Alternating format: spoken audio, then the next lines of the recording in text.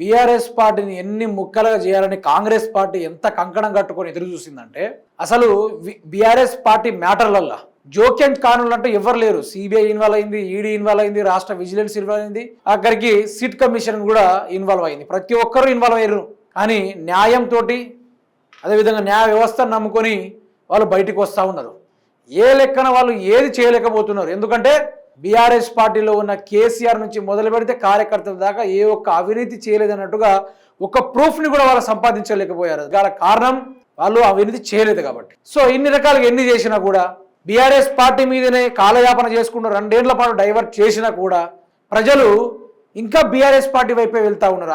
వాళ్ళ వైపే మొగ్గు చూపెడతా ఉన్నారు. అయితే మొన్నటికి మొన్న సిట్ కమిషన్ వేసి ఫోన్ ట్యాపింగ్ వ్యవహారంలో హరీష్ రావు గారిని 6 గంటల సేపు విచారించారు. అసలు ఈ ఫోన్ ట్యాపింగ్ విషయం ఎవరి కోసం పెట్టారంటే ఒక దొంగ, ఓ రాష్ట్రం ఏర్పడకుండా చేసిన ఒక దొంగని పట్టుకోవడానికి ఫోన్ ట్యాపింగ్ వ్యవహారాన్ని ముందుకు తీసుకురావడం జరిగింది.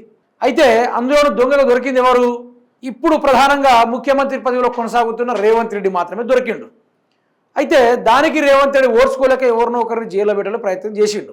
మరి ప్రజల లోపల బీఆర్ఎస్ పార్టీ లేకుండా చేయాలి, బీఆర్ఎస్ పార్టీ ఆనవాళ్ళు లేకుండా చేయాలి, అసలు వాళ్ళ రూపుకల్పన లేకుండా చేయాలి, ప్రజల్లో వాళ్ళ పేరు వినబడకూడదు అన్నట్టుగా రేవంత్ రెడ్డి కానీ కాంగ్రెస్ మంత్రులు కానీ కార్యకర్తలు కానీ నానా రకాలుగా గ్రౌండ్ లెవెల్ నుంచి మొదలు పెడితే పై లెవెల్ దాకా బాగా పైరవులు చేసుకుంటూ వచ్చిర్రు. కానీ ఎక్కడ కూడా కుదరట్లేదు. హరీష్ రావుని అట్లా విచారించారో లేదో రాష్ట్రం అట్టుడికింది.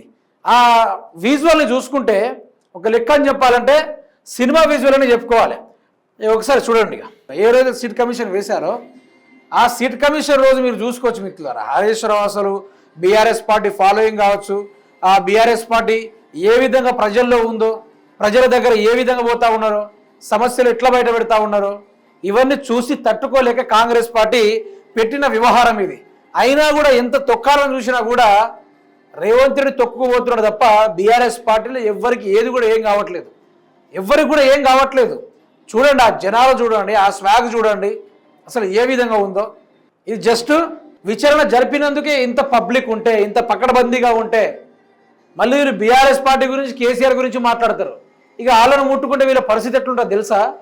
రాష్ట్రంలో వాళ్ళని బట్టలు కూడా తీసి ఎట్లా కొడతారంటే ఇక చూడ్డామన్నా కూడా వీపు అవపడకుండా అంత సించి పడేస్తారు, వీపుని అంత ఘోరంగా దండుతారు, అంత ఒళ్ళు హోరం అయ్యేటట్టు అంటారు. అంతమంది పబ్లిక్ ఈరోజు బీఆర్ఎస్ పార్టీని కోరుకున్నది. దానికి కారణం ఏంటంటే మీకు ఒకసారి చెప్తాను.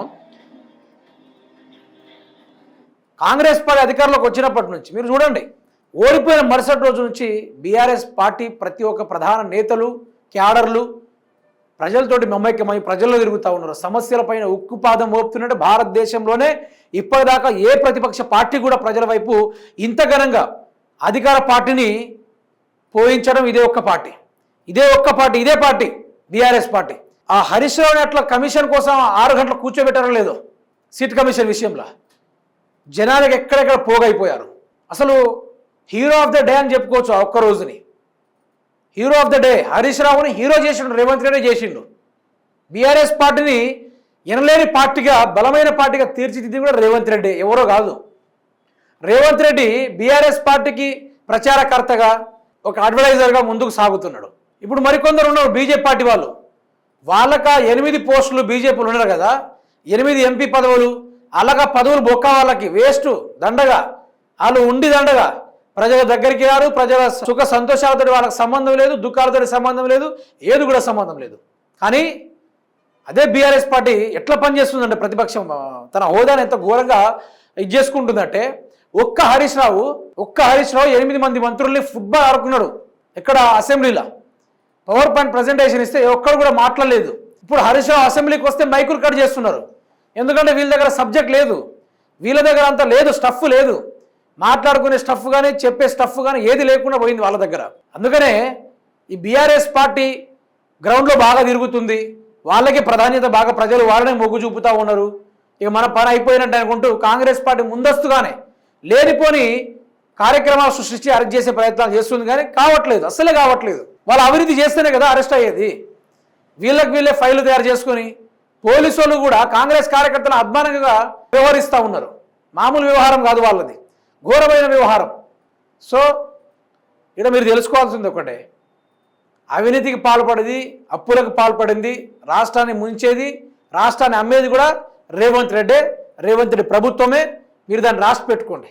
రేవంత్ రెడ్డి మీకు పై అవపడుతుంది కావచ్చు, కానీ ఆయన తిహార్ జైల్లో ఉన్న కొందరు మోస్ట్ వాంటెడ్ క్రిమినల్స్ తోటి అనుచరులుగా పెట్టుకోండి. ఇట్లా పోండి, అది నీకు, ఇది నీకు, ఇది నీకు, ఇది నీకు, ఇది నీకు, ఇట్లా ఒక్కొక్క తలకాయ మీద సేడ్ చేసి దంచుకోండి. మనం మళ్ళీ గెలవం, తరతరాలు సరిపడా సంపాదించుకొని పక్కన కూర్చుంటే 1 సంవత్సరం జైల్లో పోయి కూర్చొని వస్తాం, దాని మించి ఏం కాదనుకుంటూ మంచి గుండె బలం వల్లది. ఒకసారి జైలు పోయినా ఎట్లుంటుంది, మళ్ళీ ఇంకోసారి పోయినా ఏం కాదు, లోపల ఫోన్లు టీవీలు అంతా బాగానే ఉంటుంది. ఒక చిన్నపాటి అకేషన్ పోయినట్టే ఉంటుంది జైల్లో అనుకొని వాళ్ళు ఫిక్స్ అయిపోయారు. ఇక ఎట్టి పరిస్థితుల్లో మాత్రం రేవంత్ రెడ్డి హరీష్ రావు అయితే పర్సనల్గా తీసుకున్నాడు. అబ్బా, హరీష్ రావు పర్సనల్గా తీసుకుంటే అది కథ వేరుంటుంది. మొన్నటికి మొన్న కేటీఆర్ గారు అన్నారు ఏమని, నిన్ను మాత్రం కేసీఆర్ క్షమించినా క్షమించకపోయినా నేను ఎట్టి పరిస్థితుల్లో నిన్ను వదలా అనుకుంటూ కేటీఆర్ గారు అన్నారు. ఆ తర్వాత హరీష్ రావు కూడా అదే, నిన్ను మాత్రం వదలా రేవంత్ రెడ్డి అనుకుంటూ హరీష్ రావు కూడా సేమ్ కౌంటర్ ఇవ్వడం జరిగింది. దీంతో కొందరు పేడ్ బ్యాచ్ ఏం చేస్తా అంటే హరీష్ రావు కాంగ్రెస్లోకి పోతున్నాడు, హరీష్ రావు బీజేపీలోకి పోతున్నాడు.